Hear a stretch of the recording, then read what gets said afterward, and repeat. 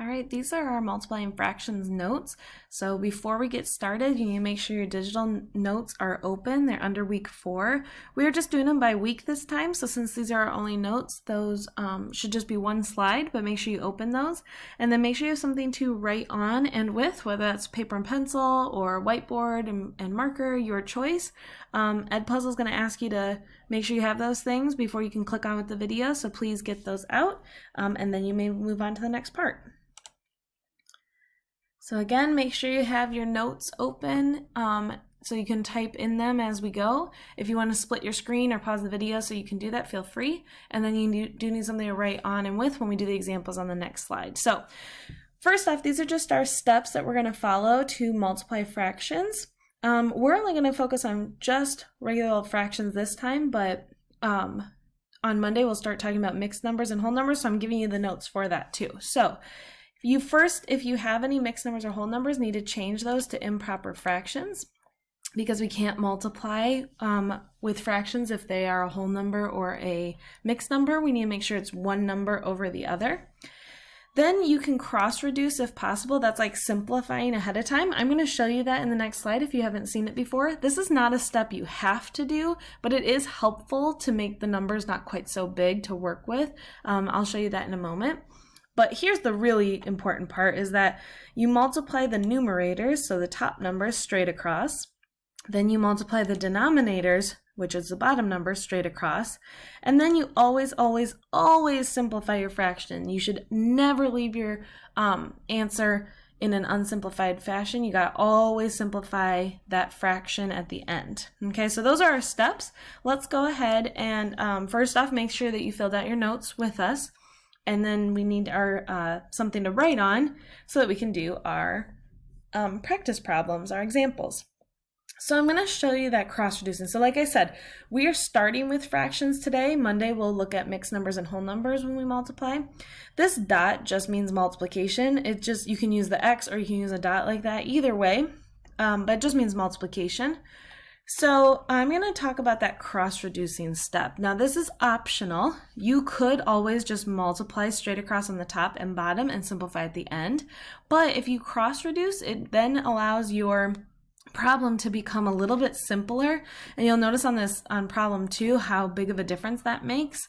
So feel free to try it if you want, but if it's confusing you, you can still just multiply straight across and that's fine, okay? So when we do cross-reducing, we're looking diagonally. So I'm looking like right here and right here, okay? So when I do that, I'm just gonna get rid of those so that they're not in our way. Just give me a second. But when we do that, we're looking for what we could divide both numbers by. It's kind of like when we were simplifying fractions earlier. So if I look at 6 and 3, I notice that 3 can go into both of those numbers, right? They're both divisible by 3. So if I do 6 divided by 3, I get left with 2. And if I do 3 divided by 3, I get left with 1. So it's basically like I'm simplifying ahead of time to make the problem easier for later. So if I multiply straight across now, because I can't do anything with the 2 and 7, those cannot be divided any smaller. I do 2 times 2 is 4. 7 times 1 is 7. 4 7s, that can't be simplified anymore, and so then that ends up being my answer. Now real quick, just to show you, if you didn't cross-reduce, that's okay. You would have done 6 times 2 is 12, and then 7 times 3 is 21. But here's the issue, is that you may have not recognized that you can divide both of those by 3. Now maybe you did, and that'd be awesome. But when you go to simplify, you would divide them both by 3 to end up with that 4 7. So you get the same answer either way. But dividing the 6 and the 3 was a little easier than having to remember if something went into 12 and 21. So both are correct. You decide what makes most sense to you. I just like to cross-reduce if I can because it makes the numbers a little easier to work with. So I'm going to show you that in this example, problem 2. So if I were to not cross-reduce ahead of time, because again, they're both already fractions, I don't have to worry about that first step.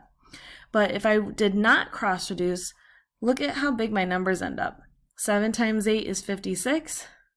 10 times 21 is 210. So now it's really hard to tell what I could divide both of those numbers by.